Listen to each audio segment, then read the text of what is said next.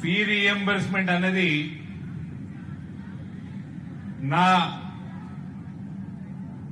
కుటుంబానికి చాలా దగ్గరైన అంశం. ఇది ఎందుకు దగ్గరైన అంశమో, ఇందూరు గడ్డ మీద పుట్టింది ఫీ రీఎంబర్స్మెంట్ ఆలోచన. ఏ రకంగా పుట్టింది, ఏ రకంగా ఆనాటి ముఖ్యమంత్రి రాజశేఖర రెడ్డిని ఇందూరు గడ్డ ఒప్పించింది, ఇందూరు గడ్డపై నుంచి వచ్చిన ఐడియా ఇది. ఈ ఐడియా వల్ల లక్షలాది మంది, వేలాది మంది ఇవాళ అమెరికాలలో సాఫ్ట్వేర్ ఉద్యోగాలు చేస్తా ఉన్నారు. చరిత్రలో వస్తా, ఇప్పుడు నేడు ఇందూరు బీజేపీ చేపడుతున్న ఉద్యమం ఇది. ఇందూరు గడ్డ మీద మొదలైన ఉద్యమం. రాకేష్ స్పీచ్ ఇన్నాక రేవంత్ ఇంకింత పొట్టిగా ఉంటాడు. పొట్టోడికి వ్యతిరేకంగా చేపడుతున్న ఇందూరు గడ్డ మీద మొదలైన ఉద్యమం ఇది. గత కొద్ది రోజులుగా రాష్ట్ర ఏబీవీపీ అఖిల భారత విద్యార్థి పరిషత్ చేపడుతున్న ఉద్యమం ఇది. ఇది మామూలు ఉద్యమం కాదు. ఇది కేవలం విద్యార్థులకు, వాళ్ళ తల్లిదండ్రులకు సంబంధించిన విషయం కాదు. ఇది యావత్ తెలంగాణ సమాజం ఆలోచించాల్సిన విషయం. ఇది ప్రస్తుత తరం కాదు, రానున్న తరం యొక్క భవిష్యత్తు మీద ప్రభావం చూపించే ఫీ రీయింబర్స్మెంట్ విషయం. ఇది సమాజాన్ని అభివృద్ధి వైపు, దేశాన్ని ఉన్నతమైన జీడీపీ వైపు నడిపే ఉద్యమం. ఇది ఫీ రీయింబర్స్మెంట్ అంశము సమాజంలో చాలా లోతైన అంశం. కొన్ని లక్షల కుటుంబాల జీవిత గతులను మార్చేటువంటిది, ఉన్నత స్థితికి చేర్చేటువంటి అంశం. ఇది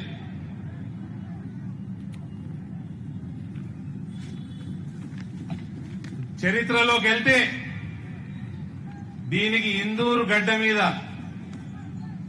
ఏ రకంగా ఇందూరు గడ్డకి రుణపడి ఉన్నారో లక్షలాది మంది అమెరికాలో ఉద్యోగాలు చేస్తున్న, ఎంఎన్సీలు నడుపుతున్న సాఫ్ట్వేర్ ఇంజనీర్లు అందరూ ఇక్కడ ఇందూరు గడ్డకి రుణపడి ఉండాలి.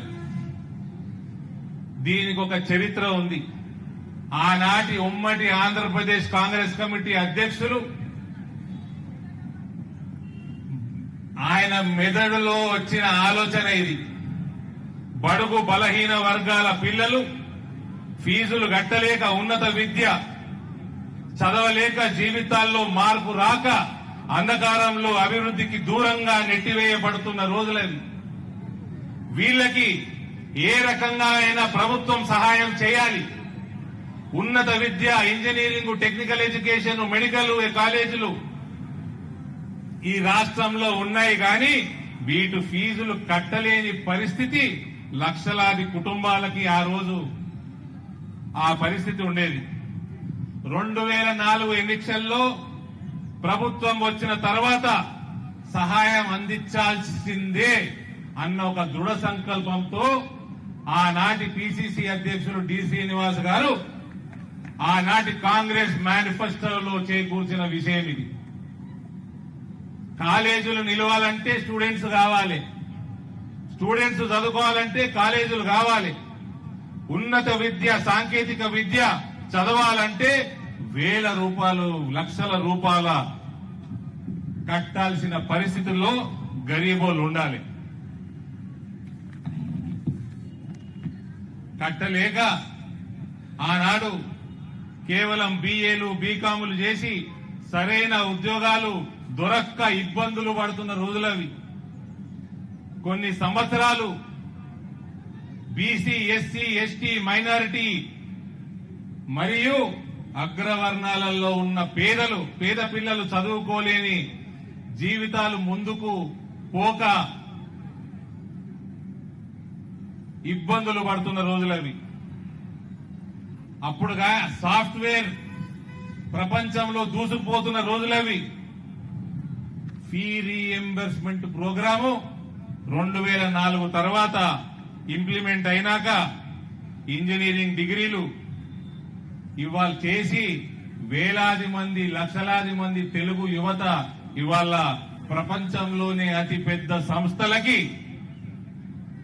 మేనేజ్మెంట్ గా దిక్సూచిగా ఉన్నారంటే ఫీ రీయింబర్స్మెంట్ కారణం.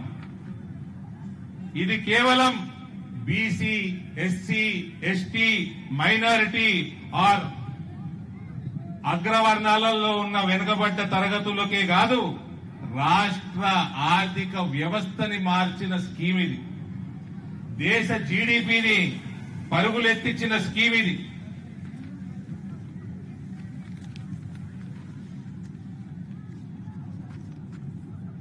ఇవాళ అటువంటి స్కీమ్ ని నేటి రేవంత్ రెడ్డి ప్రభుత్వంలో ఏ గతి పట్టిందంటే మళ్ళా రేవంత్ రెడ్డి గురించి ఆలోచన చేస్తే వాళ్ళ మేనిఫెస్టో యాదికొస్తుంది నాకు. యువ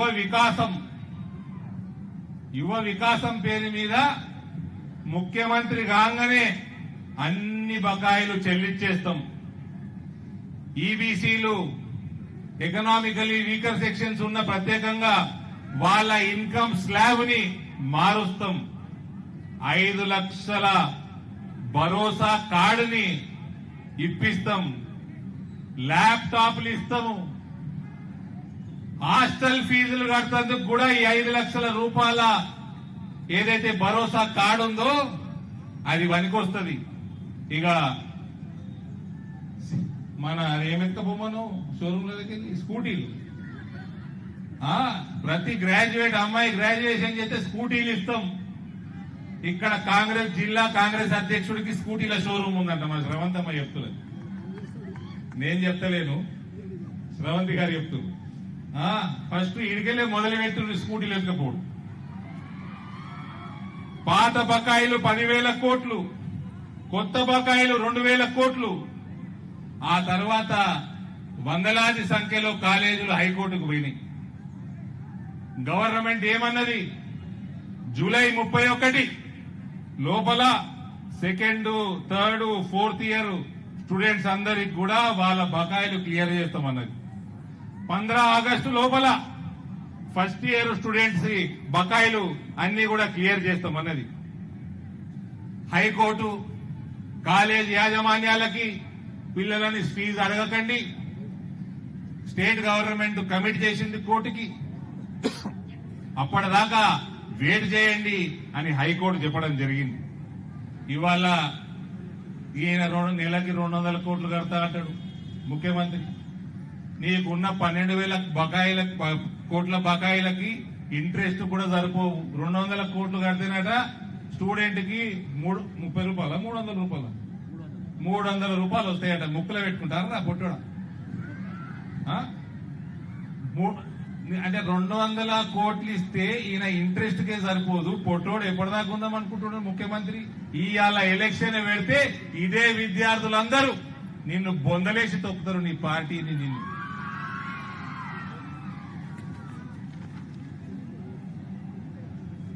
ప్రభుత్వంలోకి వచ్చి దాదాపు 3 సంవత్సరాలు కావస్తున్నది.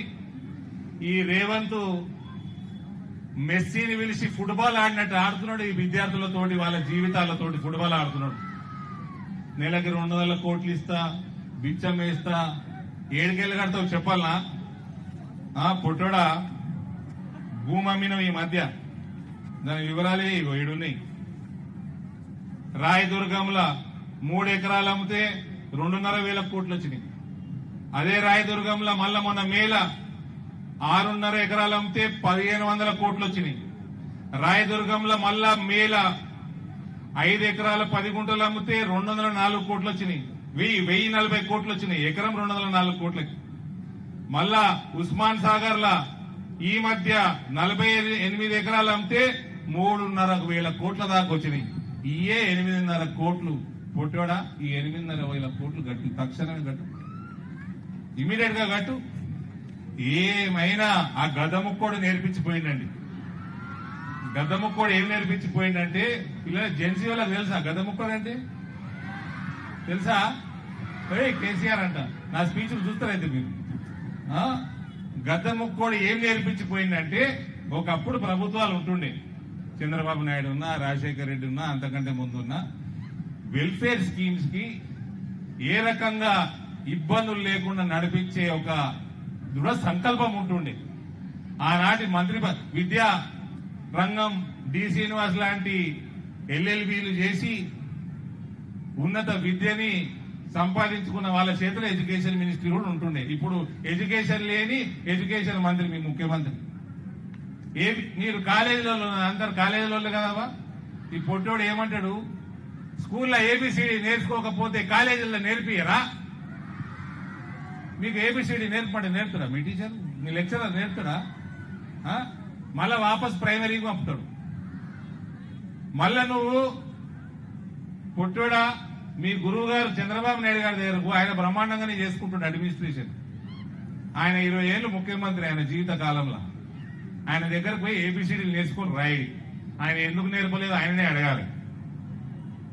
ఇక సోషల్ వెల్ఫేర్ మంత్రి గారు అడ్లూరి లక్ష్మణ్ గారు, మైనారిటీ వెల్ఫేర్ మంత్రి గారు అజరుద్దీన్ గారు, బీసీ వెల్ఫేర్ మంత్రి పొన్నం ప్రభాకర్ గారు, ఇక విద్యాశాఖ మంత్రి వాళ్ళు తెలుసా?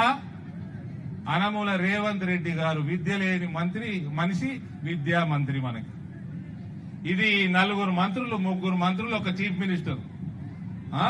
రాష్ట్రంలో పిల్లలు విద్యార్థులు అందరూ కూడా అల్లాడుతుంటే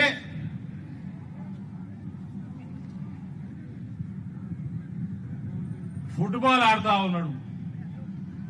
మనవడికి పూరీలు చేసి పెడతా ఉన్నాడు.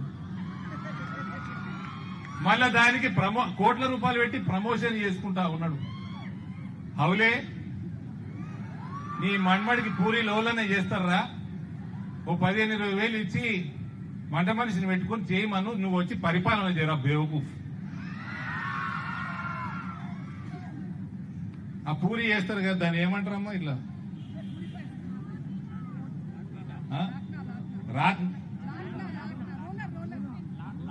లాట్నా పూరి రొట్టెలు చేస్తారు చూడు, లాట్నా అట. ఆ లాట్నా అంత ఉంటాడు ముఖ్యమంత్రి. ఈయనకి ఫీ రీయింబర్స్మెంట్, పరిపాలన, దీని మీద చిత్తశుద్ధి శూన్యం. ఎందుకంటే నేను రిక్వెస్ట్ చేస్తా ఉన్నా, కాలేజీల యాజమాన్యాలు ఆల్రెడీ స్టేట్మెంట్ ఇచ్చినాయి. ఫీ రీయింబర్స్మెంట్ 12,000 కోట్లు ఇస్తామని అన్నారంట.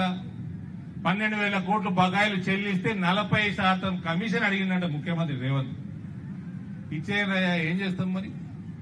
ఇది ఎందుకంటే ఈ ఫీ రీయింబర్స్మెంట్ రాకపోతే ఈ తరం ఒక మొత్తం జనరేషన్ కొలాప్స్ అవుతుంది. నిచ్చెన ఎక్కి పై దాకా పోయి నిచ్చెన కూలిపోయినట్టు అవుతుంది. మొత్తం జనరేషన్ జెన్జీ మొత్తం కథమవుతుంది. ఏం చేస్తాము? ఈయన ప్రోగ్రాం పెట్టిండు, ఈ నుంచి స్టార్ట్ ఇందూరు గడ్డ డబ్బా పెట్టిండు కదా. ఈ ప్రోగ్రాం కాగానే అందరు 40% మనలో వేసేయండి.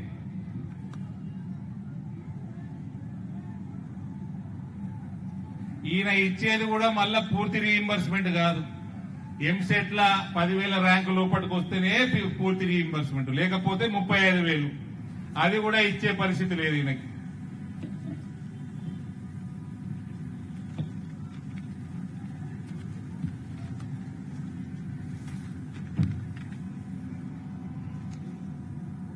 ఈయన మేనిఫెస్టో ఏదే. ఈ ఫీ రీయింబర్స్మెంట్ కోసం భారతీయ జనతా పార్టీయే కాదు, యువజన సంఘాలు, ప్రగతిశీల సంఘాలు, ప్రజా సంఘాలు, ప్రజలు, మేధావులు అందరూ కూడా కలిసి కట్టుగా కోట్లాడాల్సిన సమయం ఇది. లేకపోతే మొత్తం ఒక తరం మొత్తం నాశనమయ్యే సమయం ఆసన్నమైంది. ఈ ముఖ్యమంత్రికి సిగ్గుండాలి, ఈయన నాయకుడు రాహుల్ గాంధీకి సిగ్గుండాలి. ఇద్దరు కలిసి అశోక్ నగర్ లా, హైదరాబాద్ లా సిటీ సెంట్రల్ లైబ్రరీ దాకా పోయి అందరినీ రెచ్చగొట్టి యావత్ తెలంగాణ యువత కాంగ్రెస్ ఎంబడ ఉంటే కేసీఆర్ ని గద్దెదించగలిగింది కాంగ్రెస్ పార్టీ. అప్పుడు వాడుకొని ఇప్పుడు ఇడిసేస్తావారా పొట్టోడా? ఏమంటాడు పొట్టోడు? పెన్ అంత ఉండడు, ఒక్క పెన్ స్ట్రోక్ తోటట ఫీ రీయింబర్స్మెంట్ డ్యూస్ క్లియర్ చేస్తాం, ఇన్కమ్ స్లాబ్ పెంచుతాం, జాబ్ క్యాలెండర్లు వేస్తాం. ఒకటే పెన్ స్ట్రోక్ తోటి చేస్తా అన్నాడు. ఇక ఇందూరు గడ్డ మీద ఎందుకు మొదలైంది ఇది? చరిత్రలో 2004లో డి శ్రీనివాస్ గారు ఈ ఐడియా రాజశేఖర రెడ్డి గారు తీసుకుపోయారు. ఇందులో భాగం ఆనాడు పి ఉపేంద్ర గారు, సీనియర్ నాయకులు కాంగ్రెస్, ఆనంద భాస్కర్ గారు, ఒక పద్మశాలి బిడ్డ ఎక్స్ఎంపీ డాక్టర్ శ్రీనాథ్ గారు, ఆర్మూర్ బిడ్డ పద్మశాలి బిడ్డ, వీళ్ళందరూ ఒక రూపకల్పన చేసి రాజశేఖర్ రెడ్డి గారికి BC, SC, ST, minority, economically backward classes అయిన అగ్రవర్ణాల్లో ఉన్న వాళ్ళందరికీ ఏ రకంగా ఉపయోగపడుతుంది, వందల సంఖ్యలో ఇంజనీరింగ్ కాలేజీలు వచ్చినాయి. అప్పుడు అవన్నిటికి ఫీజులు కట్టలేక మూతపడుతున్నాయి. కాలేజీలు నిలబడాలి, అందులోంచి పిల్లలందరూ గ్రాడ్యుయేషన్లు చేసుకోవాలి. కాలేజీలు నిలబడాలంటే స్టూడెంట్స్ కావాలి, స్టూడెంట్స్ భవిష్యత్తు బాగుపడాలంటే ఇంజనీరింగ్ కాలేజీలు కావాలి అని చెప్పి ఆనాడు తీసుకొచ్చిన స్కీమ్ ఇది. రాజశేఖర రెడ్డి గారు ఆరోగ్యశ్రీ తెచ్చిన మహానుభావుడు, రైతులకి ఉచిత విద్యుత్ ఇచ్చిన మహానుభావుడు. ఆయన దగ్గరికి వెళ్లి ఆయన ఆర్థికంగా సాధ్యపడదేమో శ్రీనివాస్, నేను ఇవన్నీ నేను చూసిన బ్యాక్గ్రౌండ్ నుంచి, నాకు ఫీ రియంబర్స్మెంట్ ప్రోగ్రామ్ దినేష్ ఇందూరులో చేద్దామనగానే ఇవన్నీ గుర్తుకొచ్చినాయి నాకు.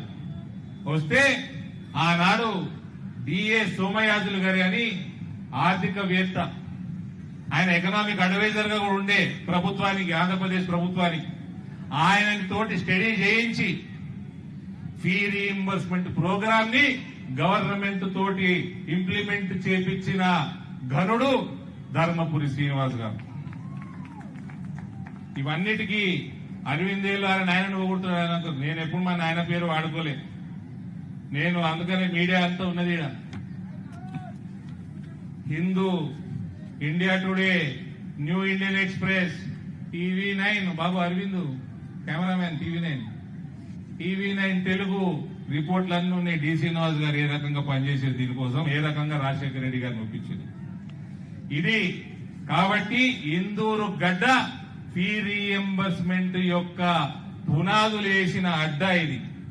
కాబట్టి ఇక్కడ నుంచి భారతీయ జనతా పార్టీ బేరీ మోగించడం, ఇది రాష్ట్ర వ్యాప్తంగా ఈ రణ బేరీ మ్రోగుతుందన్న ఒక విశ్వాసం మీ అందరి మధ్యలో కల్పించి, తప్పకుండా ఈ పొట్టోన్ని ఆల్రెడీ పొట్టుకున్నాడు, ఎంతో ఉంచుతారు వాడిని ఉంచి మీ ఫీ రీఇంబర్స్మెంట్లు కట్టించి మీ అందరినీ కూడా గ్రాడ్యుయేట్లు, పోస్ట్ గ్రాడ్యుయేట్లు బాధ్యత భారతీయ జనతా పార్టీ తీసుకుంటానని మనవి చేస్తూ సెలవు తీసుకుంటా ఉన్నా.